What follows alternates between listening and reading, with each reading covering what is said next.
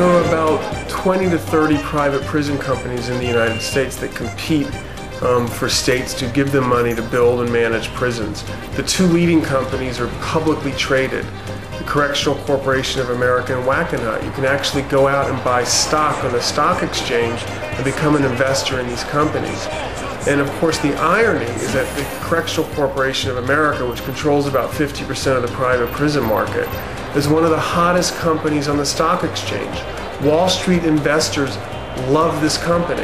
It posted the fourth largest gain of any company in the United States in the New York Stock Exchange in 1995. Its profits have been doubling year after year for the last 5 years.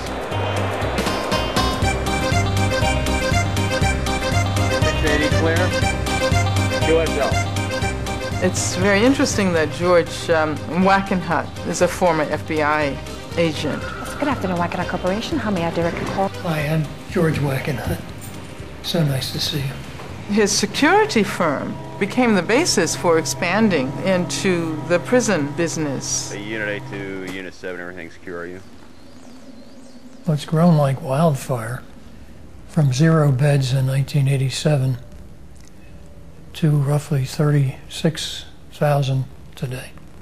Wackenhut Corrections is extremely proud to be the overwhelmingly dominant developer of privatized prisons in the international market.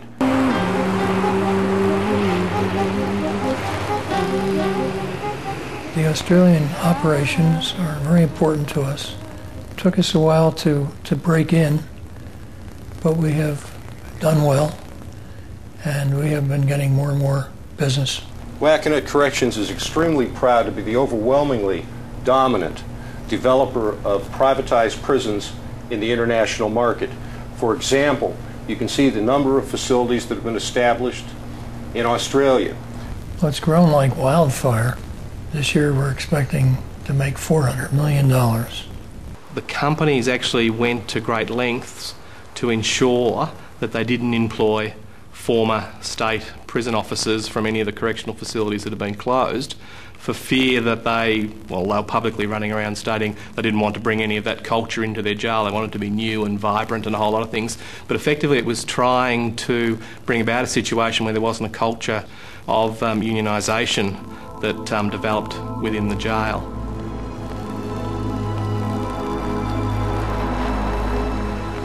If something does go drastically wrong in here today, withdraw yourself from the centre. Get to the gatehouse or get to a safe area. Overnight, there has been another escape from the units, from 2 of the units. This facility's been opening since 1996, and it's just been a series, one after the other, of violent incidents. The staff have come to a point where they can no longer operate under the conditions of overcrowding, under the conditions of the staff numbers being as low as they are and placing themselves in jeopardy.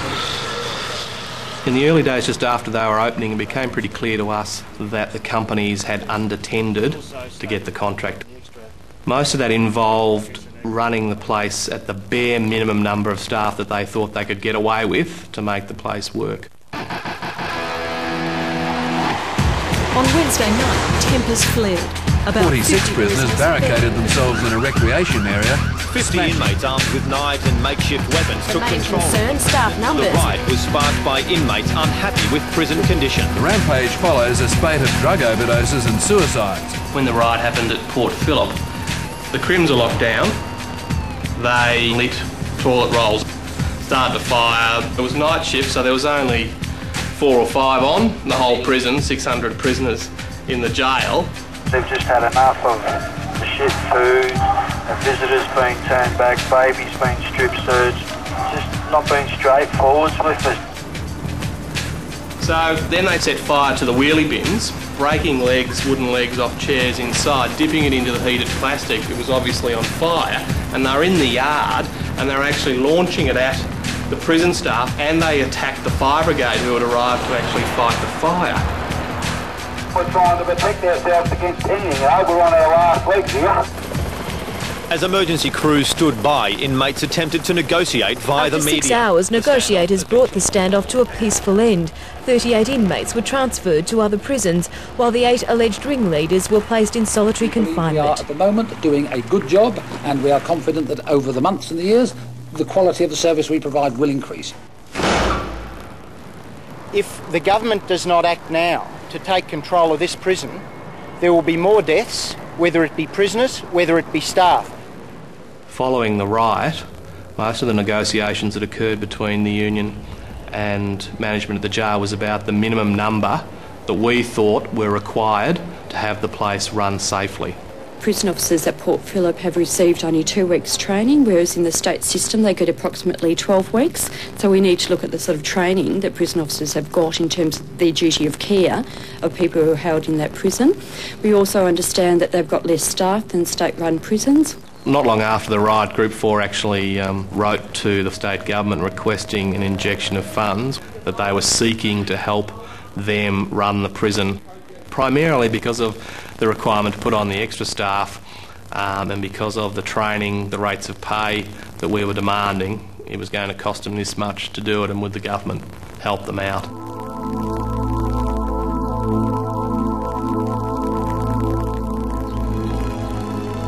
Those of us on the outside who are trying to make sure that these prisons run relatively humanely, if we don't have the information to know what's going on, then we can't make them accountable.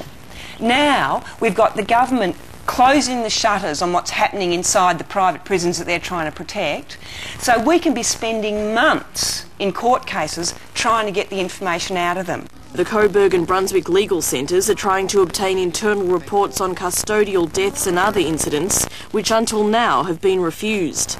They tried to say that they were commercially confidential issues, and all of our resources were used fighting the 3 biggest law firms in Australia, who are representing the 3 largest private prison companies in the world. That information was there before, and just because they'd privatised is no reason why we shouldn't have had that same information again. Today, this VCAT decision sends a strong message to the government that this secrecy and arrogance will not be tolerated. It's understood when riots occur or when prisoners die in custody, private prisons can be up for substantial fines under their contract with the state government. Critics say this leads to incidents and evidence being swept under the carpet in order to protect profits.